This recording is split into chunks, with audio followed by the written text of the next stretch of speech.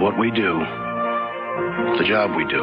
Okay, guys, listen up. It's the most important job I can think of. Tony, you've got a flight control check. Lewis and... That flight is a big part of what makes a trip good or bad. The captain has turned on the fasten seatbelt sign. And a good flight isn't the same for everybody. So everybody pulls their weight. We got a 34-minute turnaround on this one. Let's do it. Everyone knows the drill. Because a lot of times, passengers are just looking for someone to find a way. Let's see if we can reroute you to another city. Someone to make it happen.